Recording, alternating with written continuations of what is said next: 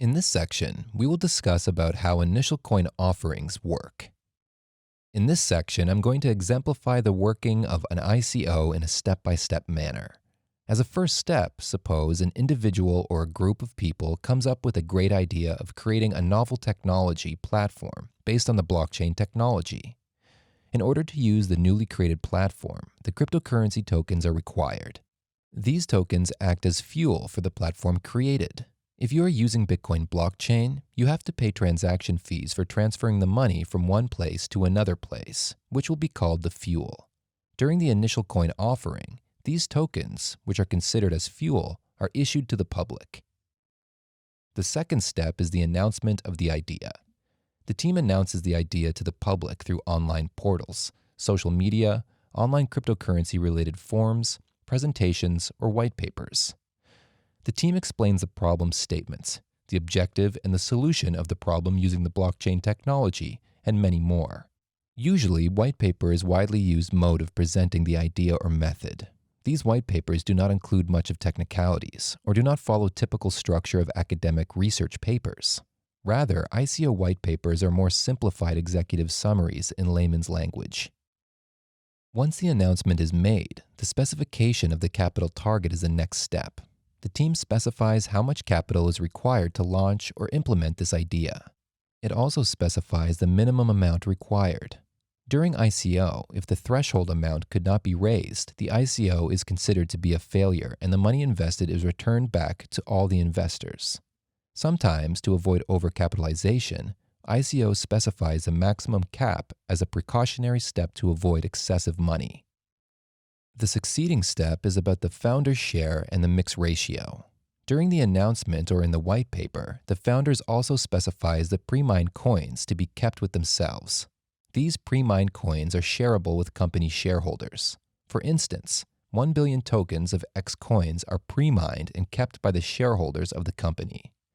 Let's assume that 80% of the company is owned by the founders and 20% is owned by the equity investor, also known as venture capitalist.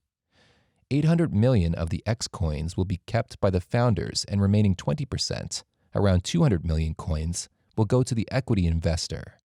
Apart from this, the founders keep a part, generally 5 to 20% of the raised fund for the personal use so that they can remain focused on developing the projects. Another 1 million pre-mined coins will be sold to the ICO participants through crowd sale. These 1 million pre-mined coins will be distributed among the multiple parties in some balanced manner.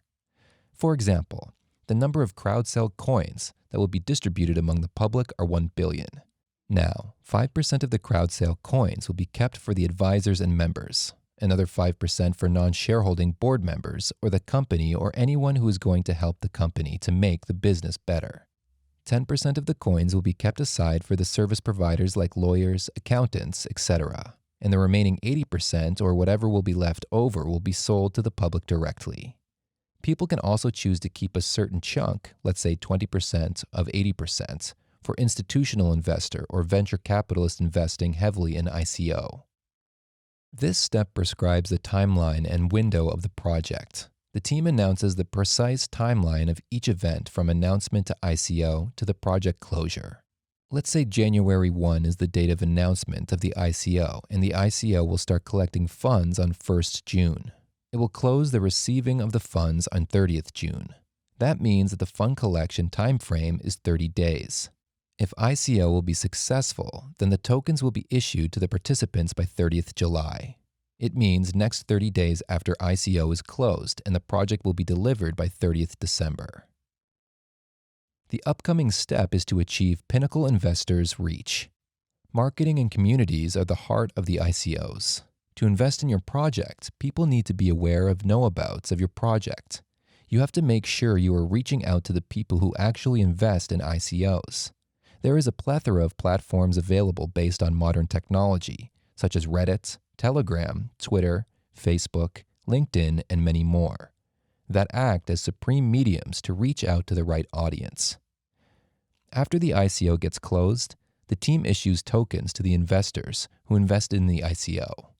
The tokens can be temporary in nature to the decentralized autonomous organization platforms like Ethereum to show the ownership to the owners. Now, the team focuses on the project or technology developments that they proposed. In the final step, after the issuance of tokens, people start buying or selling tokens on public platforms or cryptocurrency exchange platforms. This helps them in making money by selling them and then purchasing them at low cost. This initializes the project at the base level and takes the economy of cryptocurrency to the next level. People have the option of mining the coins and start selling them in exchanges in case mineable blockchain is used. So that's how the whole ICO works. Hope you had a clear understanding. Thank you.